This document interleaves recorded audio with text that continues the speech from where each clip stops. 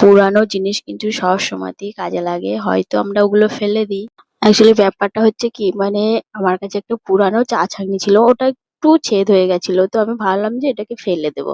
তো সেই হিসেবে ফেলে দেবো বলে ফেলা হয়নি। ওটা রাখাই ছিল। আর আমার কাছে প্রায় ৩ টে চা ছাঁকনি এমনি ভালো আর একটা ওইটা ছেদওয়ালা।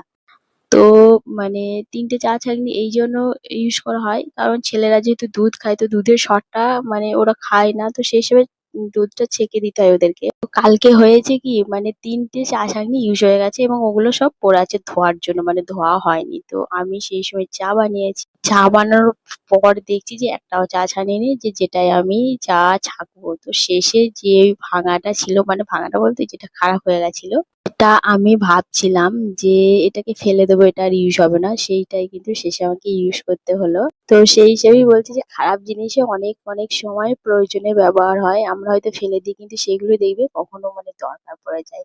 তো নমস্কার বন্ধুরা, কেমন আছো সবাই? আশা করছি সবাই খুব ভালো আছো। তো আমার এই ব্লগে তোমাদের সকলকে স্বাগত। করেছি খুব সকাল সকাল আর একদম বানাতে দেখছি ছেলের জন্য স্কুলের টিফিন। তো আজকে টিফিনে ছেলেকে দেবো ম্যাগি আর ডিম টোস্ট।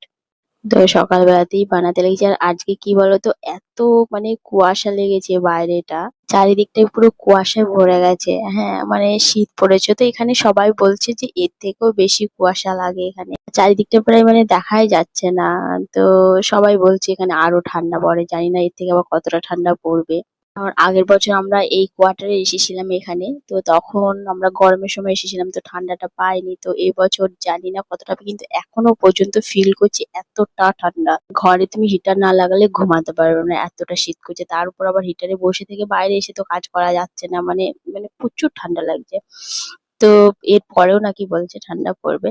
তো দেখো আমি সকালবেলা কিন্তু একদম ব্রেকফাস্টটা বানিয়ে ফেলেছি। এই যে হয়ে গেছে আমার ডিম টোস্ট। তো বরের জন্য রেখে দেবো কারণ ও খেয়ে অফিসে যাবে আর ছেলের জন্য টিফিনে ভরে দেবো। তো আমাদের কোয়ার্টারে যারা থাকে মানে যারাই কোয়ার্টারে থাকে বেশিরভাগ মহিলাদের সকালবেলায় মেন কাজ হচ্ছে সকালে ব্রেকফাস্ট বানানো।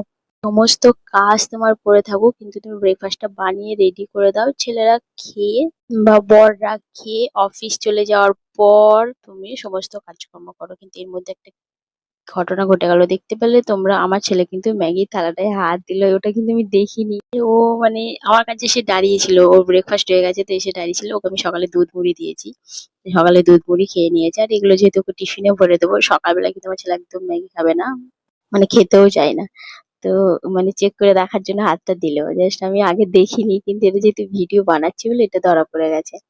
তো চলো ফাইনালি আমার কিন্তু টিফিনটা বানানো হয়ে গেল।